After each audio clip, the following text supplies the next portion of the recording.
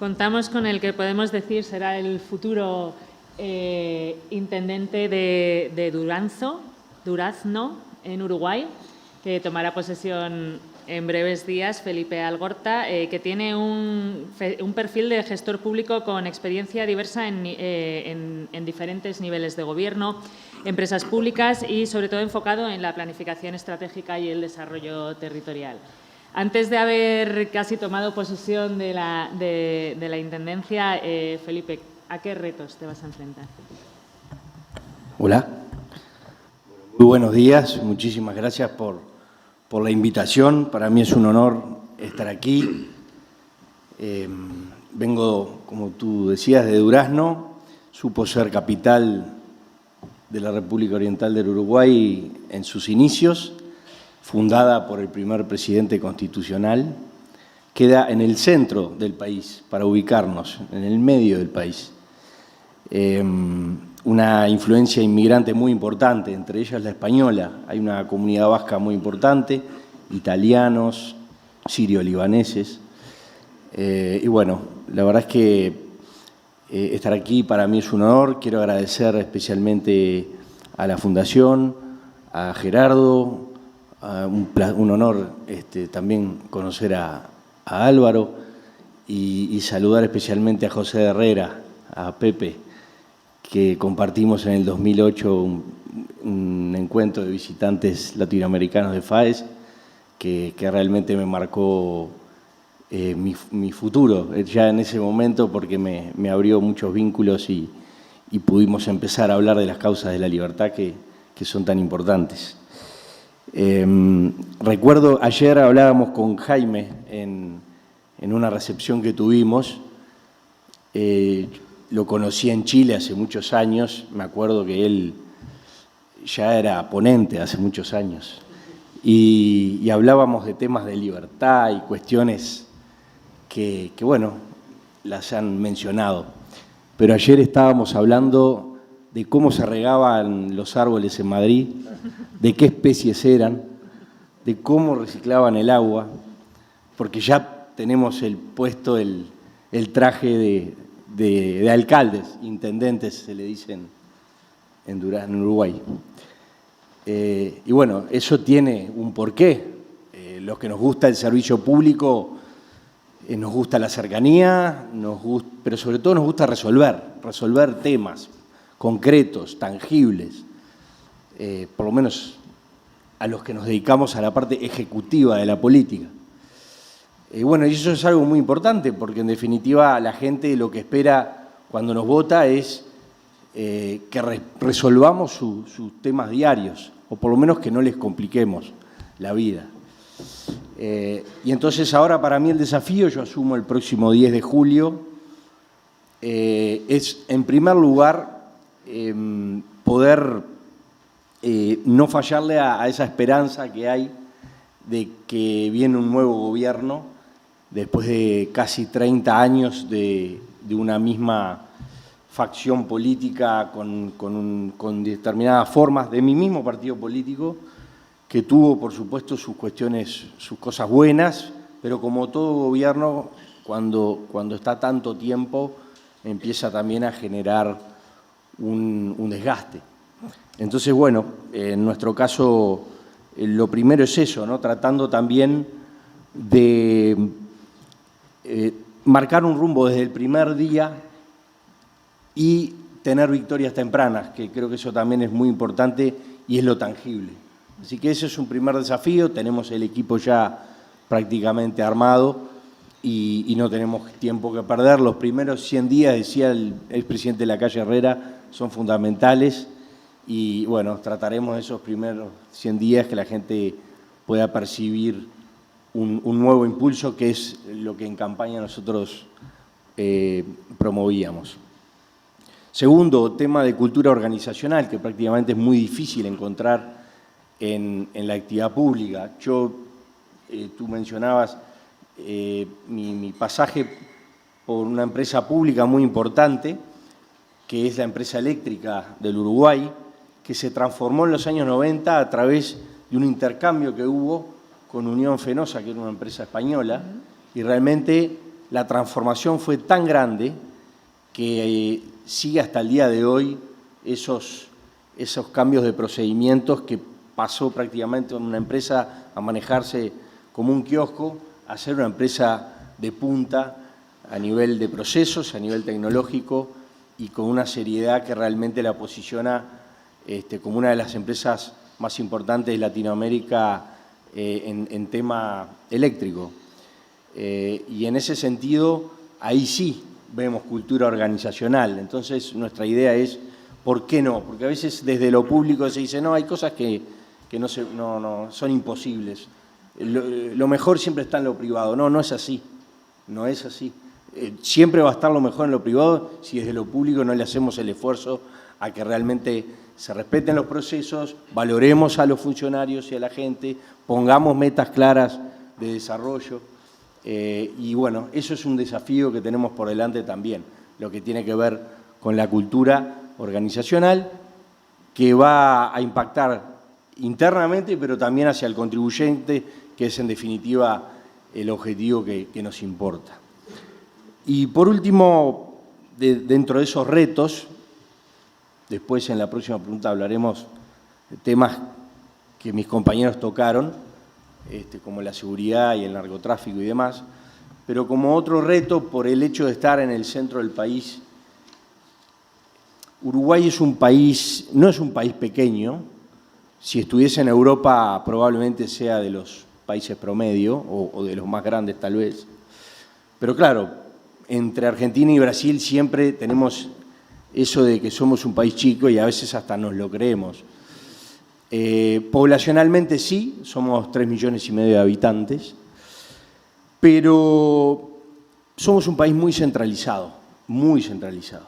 En la capital, Montevideo, vive la mitad de la población. El tema es que eso también, lo que nosotros tratamos es de romper ciertos paradigmas.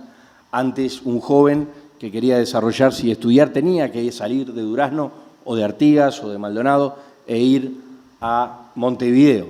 Y eso de a poco se ha ido revirtiendo, no solamente por las nuevas tecnologías, sino porque definitivamente también las instituciones empiezan a desarrollarse en el interior del país.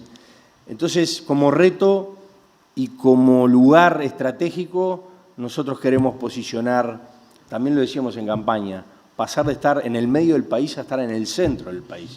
Es decir, como una concepción muy importante. Hay un libro de Harrison muy bueno, el subdesarrollo está en la mente, y pone ejemplos de países con similares características, unos exitosos y otros no, y a veces por creencias autocreídas.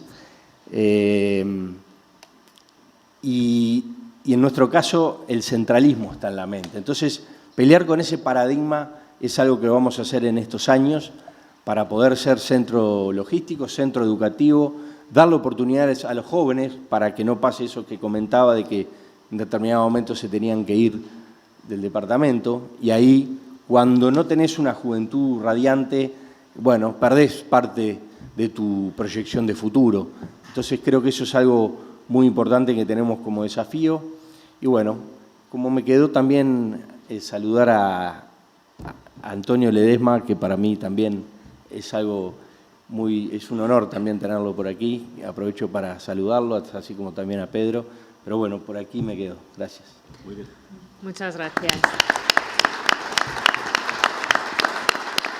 Sí que quería yo hacer un apunte que yo creo que habéis mencionado los cuatro en vuestra intervención, que es el auge de los populismos que se está produciendo en el mundo, cómo combatir estos populismos, y me parece realmente interesante el debate entre libertad y seguridad, en el sentido de que todos sabemos que la base para poder ejercitar libremente nuestros derechos, como decía ahora Alessandra, es garantizar un régimen de seguridad, pero el problema puede estar en ese momento en el que utilizamos esa excusa para, basándonos en la seguridad, llegar precisamente a lo contrario y a restringir estos derechos. Os voy a pedir a cada uno de los cuatro que, a modo de cierre, nos hagáis unas reflexiones sobre estos puntos.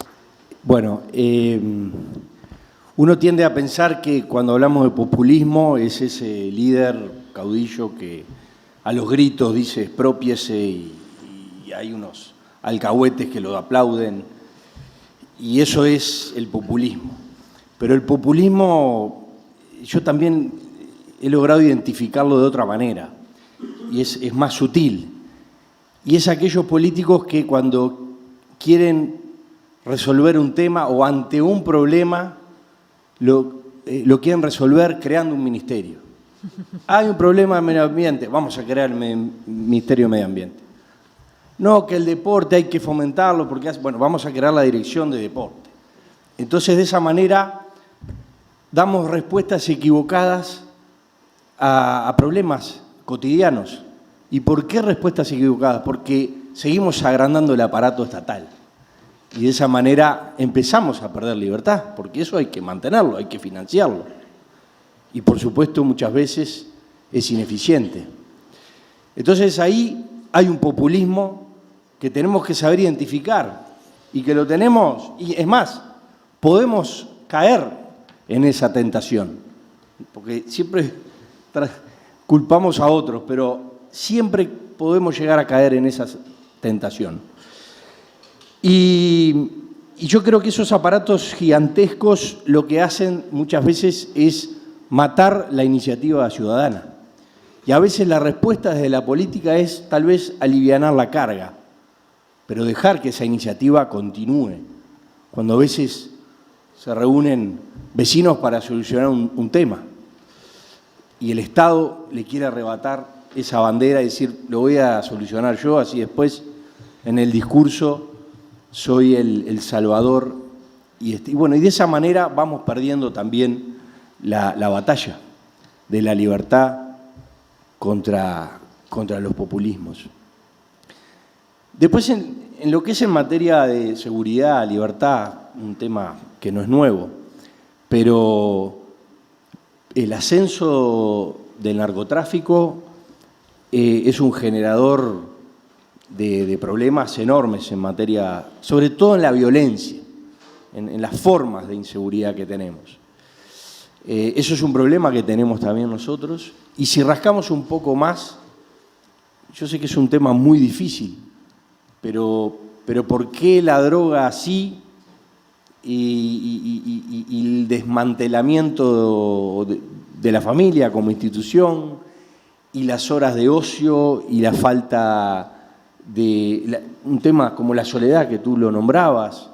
Entonces ahí obviamente la respuesta tiene que ser con estrategia y con decisión, con opciones, con oportunidades, sobre todo para la gente más joven, la que está iniciando su proyecto de vida, los que quieren desarrollarse y los que tengan chance de visualizar un futuro. Todos fuimos jóvenes, yo todavía siendo, pero nos ha pasado en determinado momento tener dudas y decir, bueno, ¿hacia dónde va mi vida? ¿Dónde está mi rumbo? Y por suerte, cuando tenemos afectos y tenemos bases que nos apuntalan y nos ayudan, salimos adelante. Bueno, a veces esas bases no existen en la sociedad.